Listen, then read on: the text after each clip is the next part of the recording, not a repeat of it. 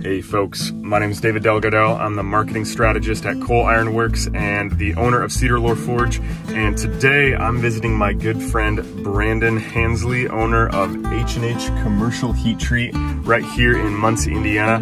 And Brandon has been a longtime collaborator with us at Coal Iron Works, mainly in that he heat treats all of our H13 dies for every single machine. So if you own a Coal Iron Works press or any of our H13 dies, it was heat treated here. And I wanted to come and pester and annoy Brandon today and pick his brain, see his process, look at what his day-to-day looks like. I visit him when I drop off dies occasionally, and he's just a great guy to get to know, to see his process, such a wealth of knowledge. This business has been in his family for a couple generations, and he's continuing on the legacy, doing an amazing job offering professional heat treat for not only us, but a variety of other businesses out there. So I'm excited to show you guys all that he does, introduce you to him. So that's enough blabbering. Let's go see what Brandon's up to and check out his facility. Are we rolling? Here we are. All right. Well, I'm Brandon Hensley. I'm from H&H Commercial Heat Treat in Muncie, Indiana. We are a full-service commercial heat treater. We do vacuum heat treat, alloy hardening, stress relieving, normalizing, annealing, nitriding, black oxide. Well, I'm actually a fourth generation. My great-grandpa started the place back in the 40s. Then my grandpa, my dad, me, and then my son-in-law is in the back. So he's number 5. Awesome. So I think that's pretty cool. Yeah. You know, great, it's tough, but it's rewarding to think about. So we opened in the 40s. I'll be the 4th generation now. My great-grandpa started it. He worked at Chrysler in Newcastle. I don't really know why he seen the need for a commercial heat treater in Muncie, but he did, and I'm thankful that he did. He started it up, and you know, as with any small business, there was ups and downs, and if you can imagine from the 40s until now, all the different economical hardships or recessions or whatever you want to call them that they had to endure, it's a miracle. Yeah, so, sure. Did he start the business here in this building? Was this no, we were actually down the street, probably 2 blocks. Okay. So right at the end of Macedonia. Oh wow. There's a building down there called Kepler Steel. Yeah. And there was a small end. Okay. It wasn't Kepler Steel then, but that's where he started. And in '55 he built this place. Awesome. So we've been in this building since 1955. Wow. How many of the machines, harnesses, tools are the original shop? Yeah, really this. 4. Okay. As of now, yeah. Cool. We had more until 3 years ago. We got rid of some stuff so that we could upgrade to a different kind of carburizing and different kind of alloy hardening. So we got rid of some of the ones that they still work, but they're just too old. Yeah. And you told me that you started when you were just like a kid out here, just helping out, right? Yeah, when I was about 7, I guess. Maybe that's when I can remember coming in here and sandblasting. And I really thought I was doing something. And I guess I was at 7 years old. I don't know very many 7-year-old kids that would even want to come into this hot place and do stuff, but they'd stack skids up on the ground so I could see in the window of that sandblaster back there.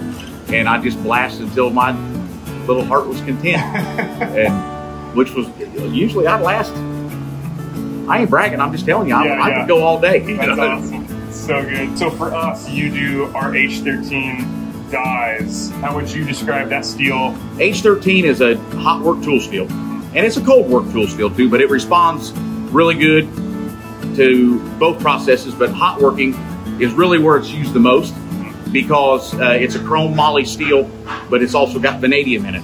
So you get your strength from the moly and the vanadium, but the chromium that's in it is what helps you to you got that red hardness, or the hot hardness they call it. Yeah. So you can, in your case, you can just mash those hot pieces of Damascus or whatever you're doing, and you're not going to lose any hardness, and you won't pick up any heat checks where, you know, it gets hot and cools too fast.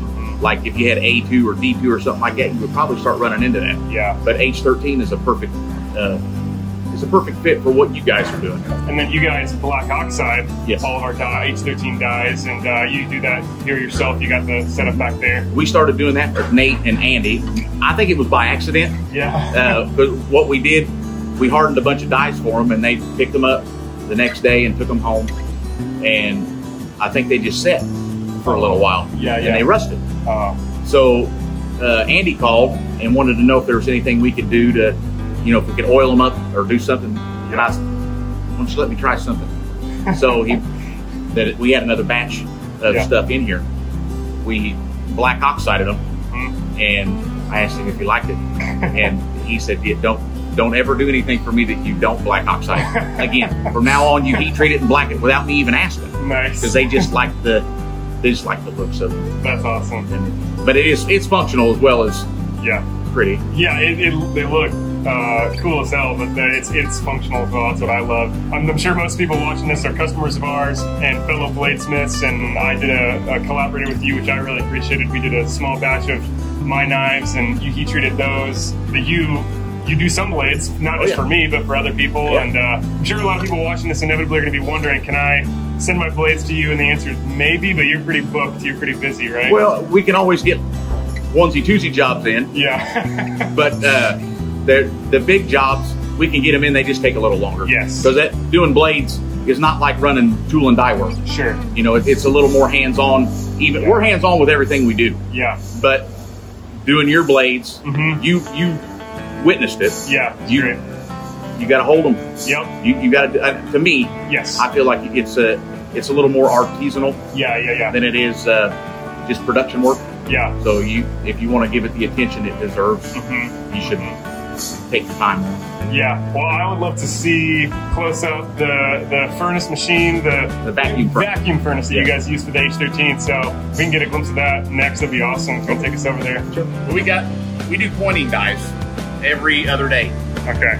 I would say on any given week, we probably heat treat at least 3 dies that are coins for the queen. Oh my gosh. Jeez. Yeah. And they're currency. We do some interesting things, you know, in this little bitty shop.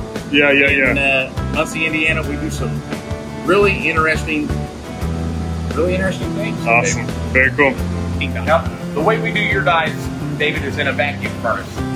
So, one thing, this is an old vacuum furnace. You can look up pictures of brand new vacuum furnaces on the internet, and they're going to look a lot different than this, but kind of the same at the same time. But if you take good care of them, they'll last for a long time. Now, they are self-destructive, so you got to replace some things on them. But they're workhorses. They'll keep trucking.